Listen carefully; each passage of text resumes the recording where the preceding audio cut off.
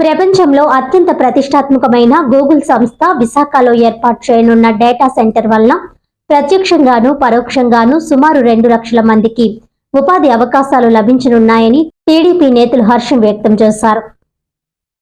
ఈ సందర్భంగా జిల్లా అధ్యక్షుడు జ్యోతుల నవీన్ కుమార్, ఎంపీ సానా సతీష్ బాబు, ఎమ్మెల్సీ కరి పద్మశ్రీ, మాజీ ఎమ్మెల్యే ఎస్పీఎస్ఎన్ వర్మలు మాట్లాడుతూ గూగుల్ సంస్థను విశాఖకు తీసుకురావడానికి సీఎం చంద్రబాబు, ఐటీ మంత్రి లోకేష్ గత 13 నెలలుగా ఎంతో కృషి చేశారని తెలిపారు.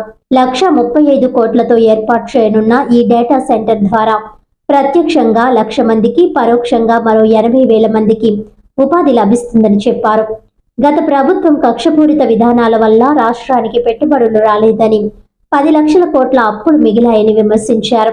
ప్రస్తుతం సీఎం చంద్రబాబు తన పరిచయాలను ఉపయోగించి పెట్టుబడులను రాష్ట్రానికి రప్పిస్తున్నారని, సంక్షేమాన్ని కొనసాగిస్తున్నారని నేతలు పేర్కొన్నారు. మంత్రి లోకేష్ చొరవతో ఇప్పటి వరకు రాష్ట్రంలో 10 లక్షల కోట్ల పెట్టుబడులు వచ్చాయని తెలిపారు.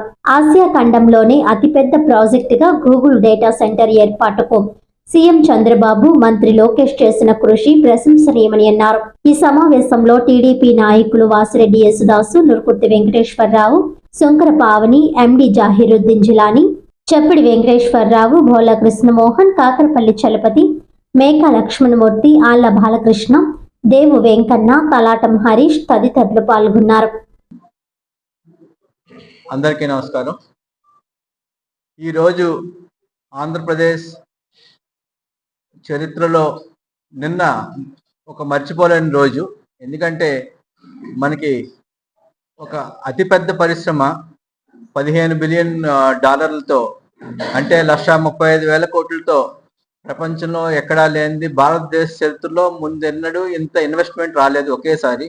అటువంటి ఇన్వెస్ట్మెంట్ మన ఆంధ్ర రాష్ట్రానికి రావటం, అది మన వైజాగ్ ప్రాంతంలో రావటం, దీని వెనక నారా చంద్రబాబు నాయుడు గారు అండ్ నారా లోకేష్ గారి కృషి, సంవత్సరం మీద 1 నెల 13 నెలల పాటు ఈ ప్రాజెక్ట్ తీసుకురావాలని వారు ఎంతో ప్రయత్నించి చివరికి మన ఆంధ్రప్రదేశ్ వైజాగ్ పట్టణానికి తీసుకొచ్చి మనకి ఒక వారం రోజుల ముందే దీపావళి సంబరాలు చేసుకునే విధంగా చేయగలిగారు.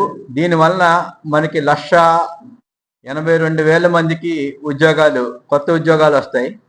అంతేకాకుండా రాష్ట్ర ఆర్థిక పరిస్థితి కూడా దీనివలన వచ్చే ట్యాక్స్ రూపంలో కానీ ఇంకోటి కానీ చాలా మార్పులు వస్తాయి.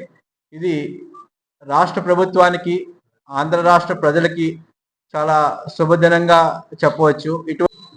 15 నెలల క్రితం ఈ రాష్ట్రం అంతా బాబోయ్ జగన్ అని అందరికీ భయంతో బతికేవారు. ఈవేళ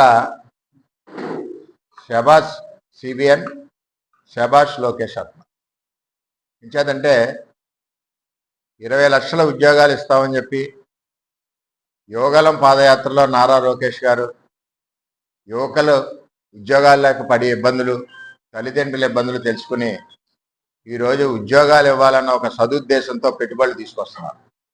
ఇప్పటికి 10 లక్షల కోట్ల రూపాయలు పెట్టుబడులు వచ్చినాయి వివిధ ప్రాంతాల్లో ఆంధ్రప్రదేశ్లో. అన్నిటికంటే గర్వకారణం ఏంటంటే గూగుల్కి సంబంధించి 1,36,000 కోట్ల పెట్టుబడి, మరి 1,88,000 నిరుద్యోగులకు ఉద్యోగాలు ఇవ్వడం అంటే ఒక సామాన్యమైన విషయం కాదు. అది కూడా మన విశాఖపట్నంలో, మరి ఈ ప్రాంతం మొత్తం రాష్ట్రంలో ఉన్న నిరుద్యోగ యువకులకి అందరికీ కూడా విశాఖపట్నం ఒక సాఫ్ట్వేర్ హబ్గా, మరి ఏదైతే హైటెక్ సిటీ చంద్రబాబు నాయుడు గారు డెవలప్ చేశారో ఆ విధంగా ఈరోజు కూటమి ప్రభుత్వంలో మరి అందరూ కూడా ప్రయత్నం చేస్తున్నారు. వార్తలను ముఖ్యాంశాలు మరోసారి.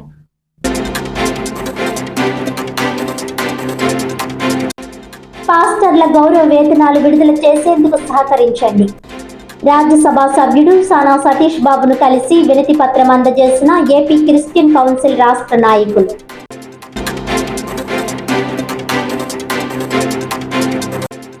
ఓటర్ల అవకతవకలపై దేశవ్యాప్తంగా కాంగ్రెస్ పార్టీ ఉద్యమం.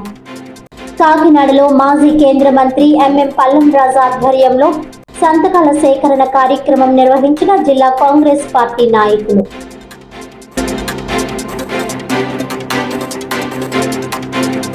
ప్రపంచంలో అత్యంత ప్రతిష్టాత్మకమైన గూగుల్ సంస్థ విశాఖలో ఏర్పాటు చేయడంపై టీడీపీ హర్షం.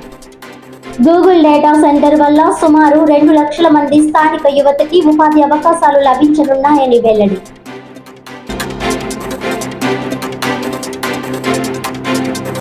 ఈనాటి వార్తలు ఇంతటితో సమాప్తం. తిరిగి వచ్చే బులెటిన్లో మళ్ళీ కలుద్దాం. అంతవరకు సెలవు. నమస్కారం.